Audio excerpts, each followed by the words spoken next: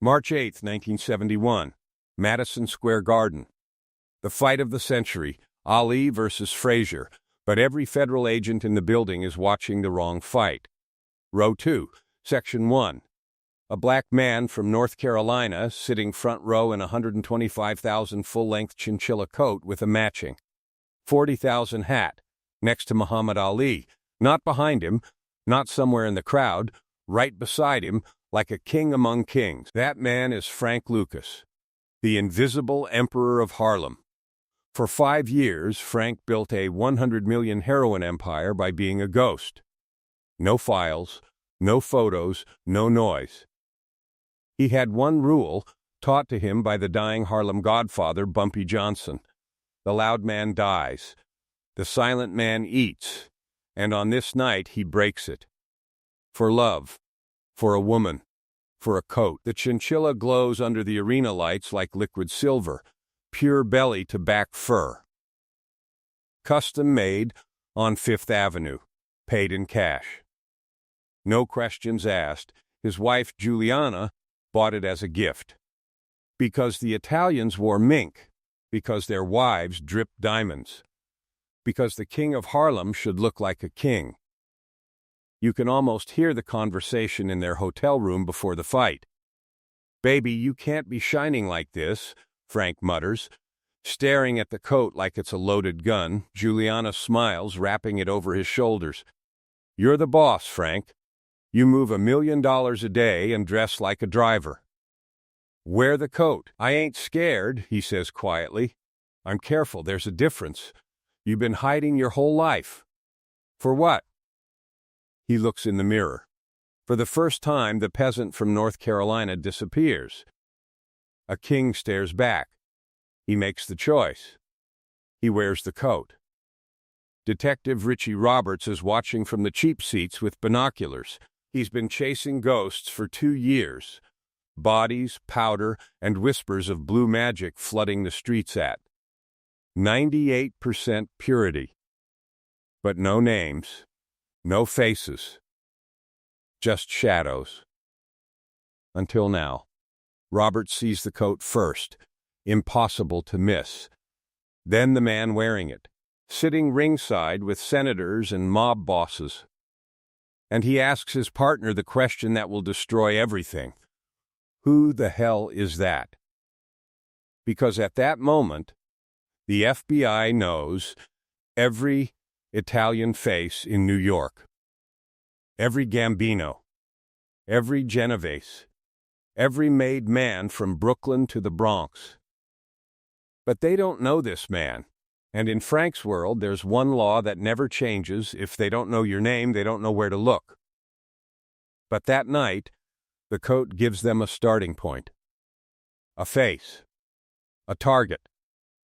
Roberts writes 4 words in his notebook. Find the Chinchilla coat. That question becomes the first crack in Frank Lucas's invisible empire. Because the coat wasn't just fur. It was noise, and in this world, noise gets you killed. Stay with me. By the time we're done, you'll see exactly how one woman's gift turned the quiet king of Harlem into a flashing target, and how it all came crashing down. Harlem, 1968. The year the world caught fire. Martin was gone. Bobby was gone. Cities were burning across America, and in the smoke and chaos, the true king of Harlem was dying. Not from bullets or betrayal, but from his own heart. Cancer was eating Ellsworth Bumpy Johnson alive, and every predator in the city could smell it. Small's Paradise nightclub sits on 7th Avenue, like a throne room disguised as a jazz joint. Inside, the air is thick with cigarette smoke, expensive cologne, and the kind of tension that comes when everyone knows a dynasty is ending. The Genovese family is watching. The Gambinos are waiting. They're all checking their watches, counting down to the moment they can carve up Harlem like a Thanksgiving turkey. But tonight, Bumpy doesn't call his lieutenants. He doesn't summon his soldiers or street bosses. He calls his driver. He calls Frank Lucas. Frank slides into the corner booth, silent and observant. He's been Bumpy's shadow for 15 years, learning, watching, storing every lesson like ammunition. Across from him, Bumpy looks like death in an expensive suit. The cancer has turned the most feared man in Harlem into a skeleton wrapped in silk, but his eyes are still sharp, still calculating, still teaching. Bumpy doesn't waste time on sentiment. He gestures with his chin toward a young dealer holding court at the bar. The kid is shining under the club lights. Gold chains catch the glow like Christmas decorations. Diamond rings on every finger. A mink coat in July heat. The man is laughing too loud, drinking too much, making sure everyone in the room knows exactly who he is. You see him? Bumpy's voice is barely a whisper, but it cuts through the noise like a blade. Frank nods once. He knows better than to interrupt a lesson. He'll be dead by Christmas, Bumpy says, like he's ordering coffee. You know why? Frank stays quiet, waiting. Because he thinks being seen means being respected, Bumpy continues. His breath labored, but his mind razor sharp. But the loudest one in the room is the weakest one in the room. The loud man dies, Frank. The silent man eats. It's prophecy and sermon rolled into one sentence. Frank carves it into his brain, stores it with all the other wisdom Bumpy has given him over the years. Bumpy leans forward, coughing blood into a handkerchief. The Italians control everything, Frank. Every brick of heroin that comes into Harlem goes through them first. They buy it cheap from Turkish suppliers, cut it with poison, and sell it to us at a markup. We're just expensive middlemen, replaceable, disposable. He spits the words out like they taste bitter.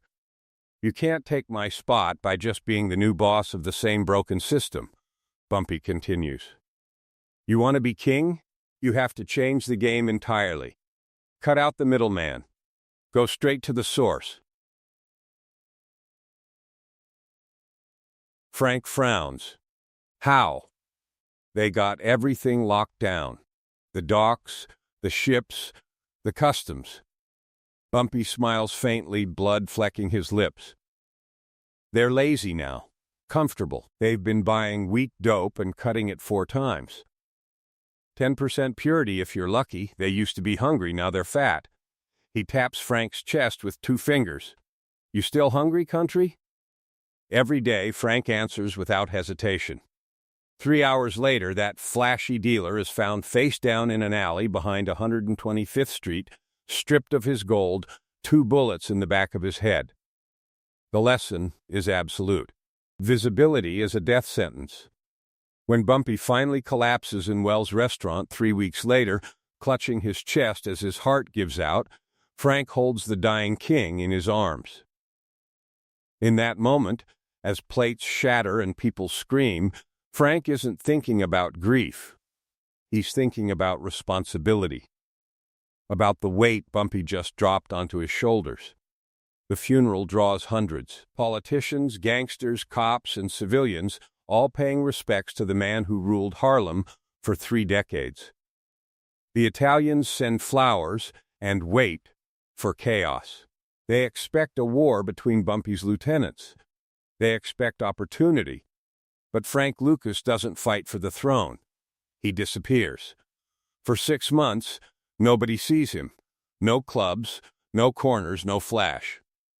While other dealers scramble for territory and kill each other over Bumpy's scraps, Frank studies. He reads about supply chains and international trade. He learns about the Golden Triangle, the lawless region where Myanmar, Laos, and Thailand meet. The Italians are buying from Turkish suppliers who buy from Corsican smugglers who buy from Asian producers. By the time heroin reaches Harlem, it's been cut and diluted so many times that the purity barely reaches 10%. Too many hands, too many cuts, too much greed. Frank spreads a map of Southeast Asia across his kitchen table and stares at it for hours. Vietnam, Laos, Thailand.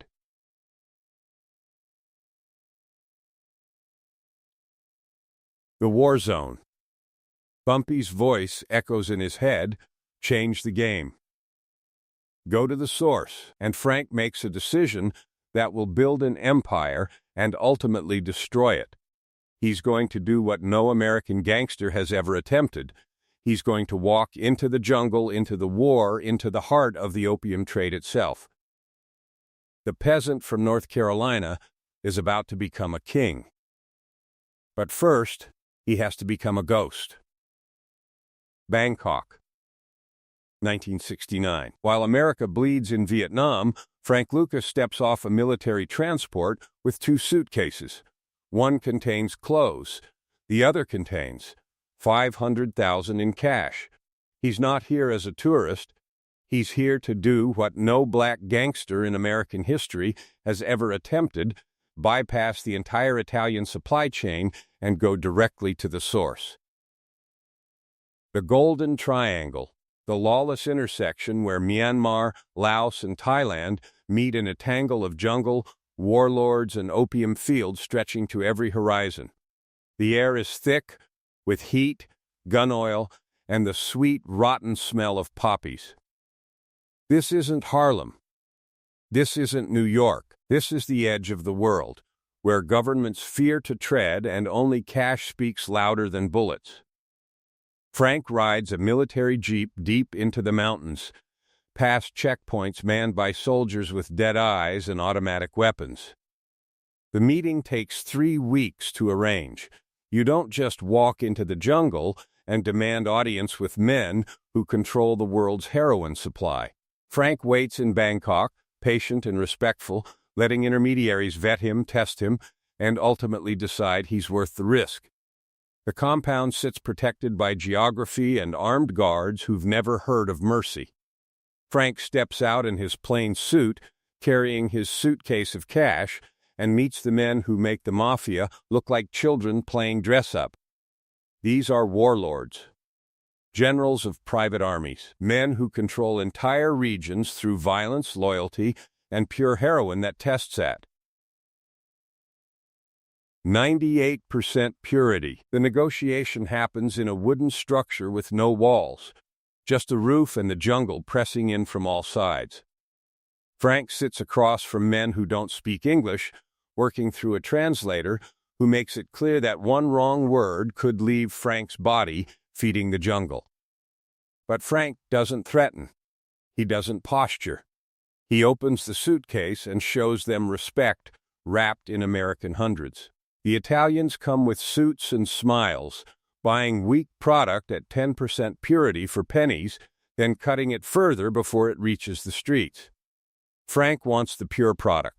He'll pay $4,200 per kilo, more than the Italians offer, but he wants quality, consistency, and most importantly, a direct relationship. The warlords study him, a black man from North Carolina sitting in their jungle, speaking with confidence but not arrogance. Cash in hand. No games. No disrespect. They agree. Not because Frank intimidates them, but because he honors them. He pays up front in full and promises steady business. In a world built on betrayal, Frank offers something rare, his word. But buying pure heroin is only half the problem. Getting it into America is where most smugglers die. The Italians use merchant ships and bribe dock workers, but that system is compromised, slow, and expensive. Frank needs something untouchable, something beyond suspicion. He finds it in the dead. Every week, military cargo planes return from Vietnam carrying the bodies of fallen American soldiers. The coffins come home draped in flags, treated with reverence, and crucially, they're rarely inspected. Who would desecrate the body of a hero? Frank makes deals with corrupt military officers and morticians. Hidden compartments are built around the bodies. Heroin is sealed inside, and the coffins are loaded onto military transports heading back to the United States. It's brilliant. It's morbid. It's unstoppable. The first shipment arrives and Frank brands his product Blue Magic. The impact on Harlem is immediate and seismic. Dealers who've been buying weak Italian garbage for years suddenly have access to something exponentially better and cheaper. That same kilo Frank bought for 4,200 sells on the street for 50,000. They switch sides. Addicts line up because Blue Magic delivers a high they've never experienced. The mafia feels their empire cracking but can't identify the threat. They see their dealers defecting, their profits collapsing, but Frank Lucas remains a ghost. No criminal record, no flashy lifestyle, no visibility. He drives a modest Chevrolet, wears off-the-rack suits, lives in a quiet house in New Jersey. His own family thinks he runs a legitimate import business. But in the basement of that house, Frank counts cash every night. He's making $1 million per day, 7 days a week, and the money comes in faster than he can hide it. The invisible empire is printing money, and Frank remains disciplined, silent, untouchable. But late one night, Frank stands in his living room watching television. On screen, Nicky Barnes. Flashy suit, glasses, smiling for cameras like a movie star. The news anchor calls him Mr. Untouchable, the face of Harlem heroin. Frank watches, jaw tight, eyes cold. "That fool's gonna get us all killed," he mutters, because Frank understands what Nicky doesn't. The system can tolerate invisible kings, but the moment somebody starts shining, starts acting like a celebrity instead of a ghost, the system wakes up. Frank thinks his silence will protect him from Nicky's noise. He doesn't know that his own moment of visibility is already waiting, wrapped in fur and bought in love. Money changes men, but it destroys families. By 1970, Frank Lucas sits on a mountain of cash that would make Wall Street bankers weep with envy. Tens of millions vacuum-sealed in PVC pipes, buried in backyards, stacked behind false walls. He is the wealthiest criminal in New York City, but he lives like a ghost. This paradox becomes the poison in his marriage. Frank drives a beat-up Chevrolet, wears department store suits, keeps his head down, his mouth shut, his circle tight. To Frank, this discipline is survival. It is the armor that keeps the FBI and the 5 families at bay. Silence equals safety. But Juliana Ferrate Lucas doesn't live in Frank's world of shadows. She is educated, beautiful, proud. A woman from Puerto Rico who married a king but is forced to live like a peasant. She didn't sign up for invisibility. The breaking point builds over months. It starts at an Italian restaurant on the Upper East Side. Frank rarely brings her to places like this. But tonight he makes an exception. They sit quietly, eating veal, drinking wine. Across the room, a Gambino capo walks in with his wife. The room shifts. Chairs pull back. Men stand. His wife floats behind him like royalty, full-length mink, diamond necklace that catches the light and throws it across the room. When she laughs, her earrings dance like stars. Juliana watches, studies, burns. She looks down at her own dress. Nice, modest, bought with cash at a quiet store so no one asks questions. Respectable, invisible. The ride home is suffocating with unspoken tension. "What's wrong?" Frank asks, eyes on the road. Juliana stares out the window. "Why can't I have what they have?" Frank's jaw tightens. "You got a house. You got cars. You got money in the bank." "I'm not talking about bills, Frank. I'm talking about respect. You run this city and dress like their driver. Those women don't even carry their own coats. People rush to put them on, to pull out their chairs. That's what a king's wife looks like.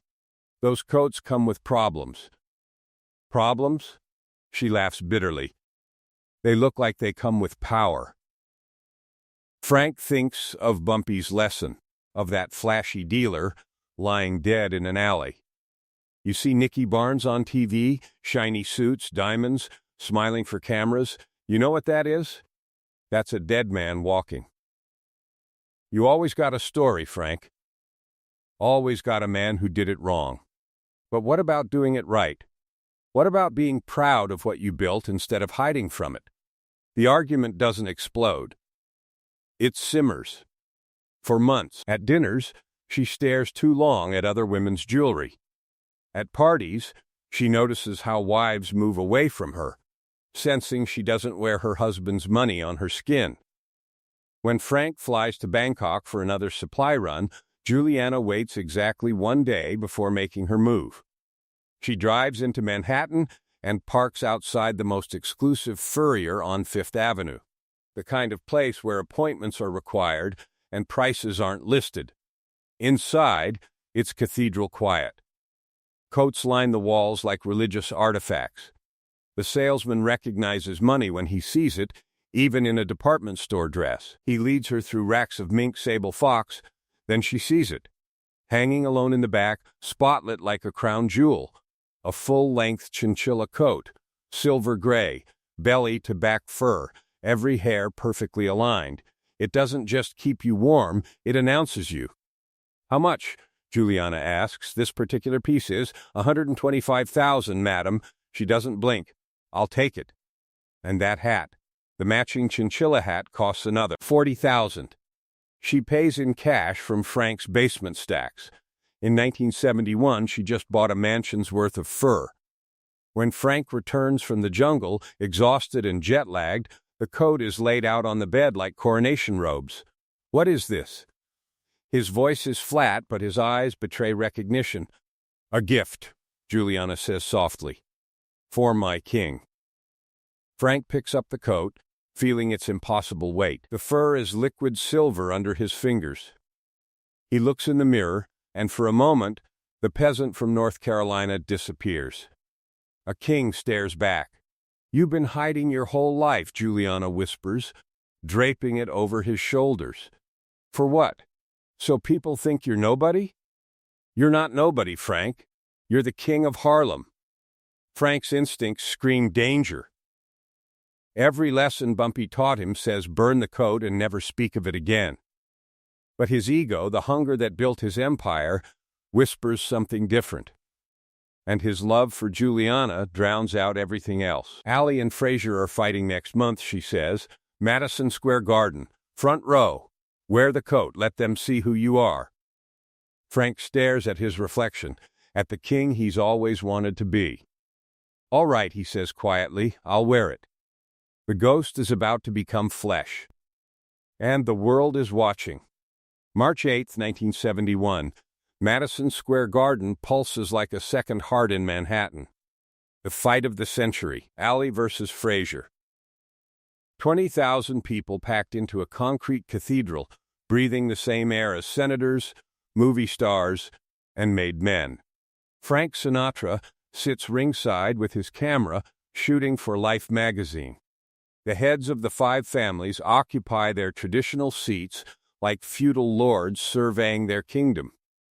This is their city, their night, their world. Frank Lucas doesn't want to be here. Maybe we can watch it on television, he mutters, adjusting his tie in the hotel mirror. Ain't no reason to be down there with every cop and crook in the city. Juliana lifts the chinchilla coat from the bed like she's handling liquid moonlight. You got front row seats to the biggest fight of all time. You sit down there with them, not up in the cheap seats with the nobodies. Frank stares at the coat. In the hotel room light, it looks innocent, beautiful. But he knows what it really is. It's not fur. It's noise. And in his world, noise gets you killed. She drapes it over his shoulders. The weight is different than anything he's ever worn. Heavy. Arrogant. Impossible to ignore. He looks in the mirror and sees the truth he's been hiding from for 5 years. He doesn't look like a driver anymore. He looks like what he actually is. A king. They pull up to Madison Square Garden, and Frank feels the shift immediately. Cameras flash like gunfire. Reporters push against police barriers. The air crackles with electricity and danger. When Frank steps out of the car, the chinchilla coat catches every arena light and throws it back like liquid silver. Conversations stop mid-sentence, heads turn. Whispers spread through the crowd like wildfire. In a city ruled by old money and older blood, a black man from North Carolina walks into the garden wrapped in 165,000 worth of pure visibility. Inside, the psychological warfare begins instantly. Dominic Catano, a Genovese capo with dead eyes and expensive taste, stares at Frank with undisguised fury. In his world, front row seats at Madison Square Garden are reserved for made men. For Italians, for people who've earned their place through blood and tradition. A black man sitting where only bosses belong is more than an insult. It's a declaration of war. 300 feet away in the nosebleed section, Detective Richie Roberts adjusts his binoculars. For 2 years, he's chased shadows. Bodies pile up in Harlem. Heroin called blue magic floods the streets at 98% purity. But Roberts has no names, no faces, just whispers and corpses. Then he sees the coat. It's impossible to miss. Under the arena lights, it shimmers like a beacon in the smoky haze. Roberts focuses on the man wearing it, a black face he doesn't recognize, sitting front row, completely comfortable next to Muhammad Ali, not nervous, not out of place, like he belongs there. Who the hell is that? Roberts asks his partner. His partner scans his mental database of known criminals. Every Gambino, every Genovese, every made man from Brooklyn to the Bronx. Nothing. I have no idea. Roberts writes 4 words in his notebook that will destroy an empire. Find the chinchilla coat. Down at ringside, Frank feels every eye in the building. The Italian sections radiate resentment. Federal agents scattered throughout the crowd are taking mental photographs. He leans toward Juliana during the 3rd round. We should go. We made our point. Are you crazy? She whispers back, smiling for a photographer. This is our life now. Look at them looking at us. That's the problem, Frank says grimly. They're looking. But Juliana refuses to move. She is finally somebody. And Frank realizes the terrible truth. His wife's gift wasn't a coat. It was a spotlight. And in his world, spotlights are crosshairs waiting for a trigger. The investigation moves with surgical precision. Roberts hits every luxury furrier in Manhattan. A 125,000 chinchilla coat is memorable. The trail leads straight to Juliana Ferrate Lucas. From there, it's simple police work. Marriage license. Address. Husband's name, Frank Lucas. But the name means nothing. No criminal record, no arrests, no known associates. Frank built his empire so carefully that even with identification, the feds have almost nothing. He's a ghost with a name but no substance. So, Roberts makes a desperate, dangerous move. He walks into a social club in Little Italy and sits across from men he's supposed to be arresting. He slides a photograph across the table. Frank in the chinchilla coat, sitting ringside like royalty. This guy is moving more heroin than all 5 families combined, Roberts says quietly. And he's not buying from you. The Mafia's response is swift and absolute. They want Frank Lucas erased. Not arrested, erased. The ghost just became the most hunted man in America. And it all started with a coat bought in love. When you break the rules of your own religion, the punishment is personal. And Frank Lucas is about to learn that lesson in the cruelest way possible. The moment Frank walks out of Madison Square Garden, he knows he's made the biggest mistake of his life. You can't unring a bell. You can't unsee what's been seen. The chinchilla coat that made him feel like a king just painted a target on his back visible from space. He tries desperately to crawl back into the shadows, but the ghost has a face now, and that face is pinned to bulletin boards in every federal building from New York to Washington. The pressure comes from every direction like a vise tightening around his throat. Federal agents start surveillance. Black sedans park outside his house in Teaneck. Phones click with the metallic sound of wiretaps. Detective Richie Roberts works 18-hour days, following every lead, tracking every dollar, building a case brick by brick. But the feds aren't his only problem. The Italians put the word out through every channel that matters. Frank Lucas is a problem that needs solving. Not arrested. Solved. Permanently. One of Frank's mid-level distributors gets picked up in a random traffic stop in Brooklyn. 2 hours after he's released, he's found in the trunk of that same car, shot 3 times in the head, tongue cut out. Message sent. The 5 families don't like uninvited competition, especially from a black man who dared to sit where only they belong. Halfway across the world, Frank's suppliers in Bangkok grow nervous. The whole point of their relationship was discretion. Frank promised them invisibility, and now his face is being circulated through law enforcement agencies across 3 continents. The Golden Triangle warlords don't care about American politics or racial dynamics. They care about heat. And Frank is radiating it like a furnace. They start pulling back shipments, asking questions, demanding explanations Frank can't give. The empire that took 5 years to build begins cracking from the inside in a matter of months. Pressure makes people sloppy, and Frank's family members, the cousins and brothers he brought up from North Carolina to run his operation, aren't built for this kind of heat. They start making mistakes, getting careless, acting desperate. The weakest link snaps first. A cousin named Shorty gets pulled over in New Jersey with a trunk full of cash. Not hundreds, not thousands. 584,000 in vacuum-sealed bricks. Under interrogation, terrified and facing decades in federal prison, Shorty gives up just enough to save his own skin. Not everything, just enough. He mentions a house, a basement, a pattern of early morning visitors. It's not a full confession, just a crack.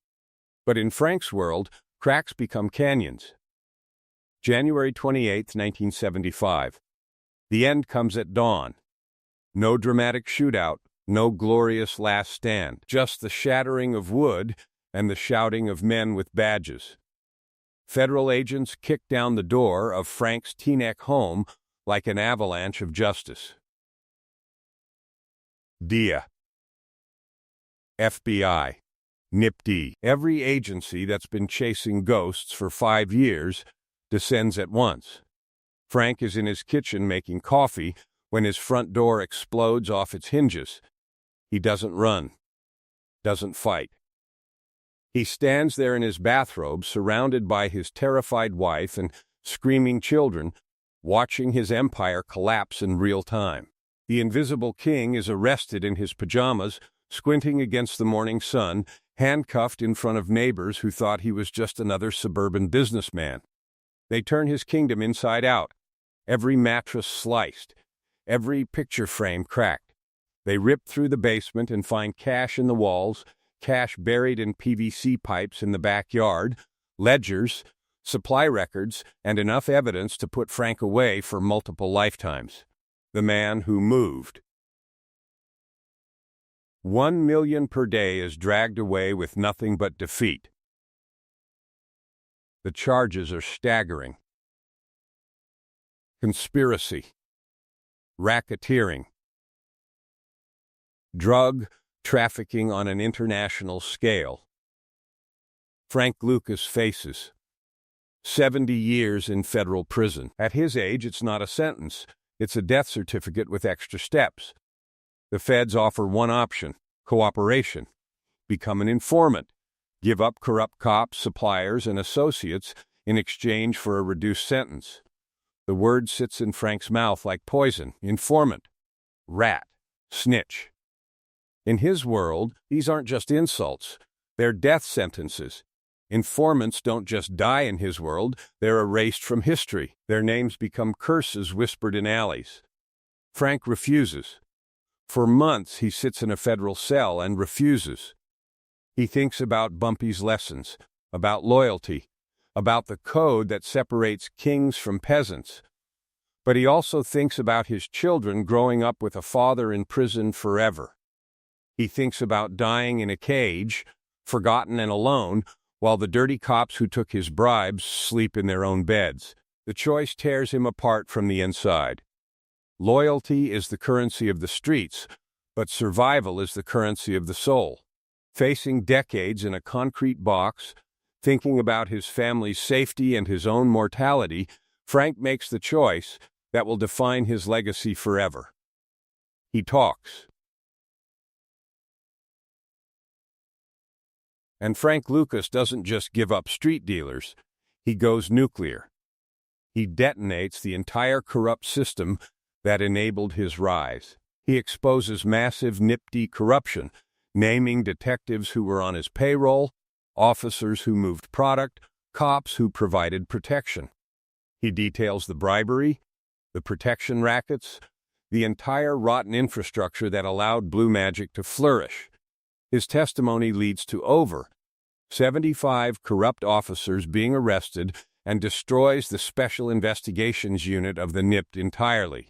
In doing so, Frank becomes the one thing he swore never to be: a rat. The streets never forgive him. While he's inside, Juliana files for divorce. The woman who bought the chinchilla coat walks away from the invisible king she helped destroy. The coat itself, the 125,000 symbol of pride and downfall, is seized by the government and auctioned off for $700, a mansion's worth of fur sold for the price of a used television. Frank serves 15 years with time off for cooperation and is released in 1991. He walks out of prison into a world that's moved on without him. The empire is gone, the money is gone, the respect is gone. There is no throne waiting for him, no soldiers, just stories. Some told with awe, most with contempt. He is a legend, yes, but a tarnished one. A man who bought his freedom with other men's lives. The final years of Frank Lucas are a quiet tragedy. He tries to rebuild, but the streets remember. He's not Frank Lucas, the king of Harlem. He's Frank Lucas, the rat who talked. There are no more millions, no more private planes to Bangkok, no more power, just memories of what it felt like to be somebody. May 30th, 2019. Frank Lucas dies at age 88 in a New Jersey nursing home. Alone, no empire, no throne, no legacy beyond cautionary tales and Hollywood movies that get the details wrong. The man who wanted to be invisible became famous for all the wrong reasons. The peasant from North Carolina, who became a king, dies forgotten by the very streets he once ruled. So here's the question that haunts his story and should haunt us all. Was it the coat that destroyed Frank Lucas? That single moment of vanity?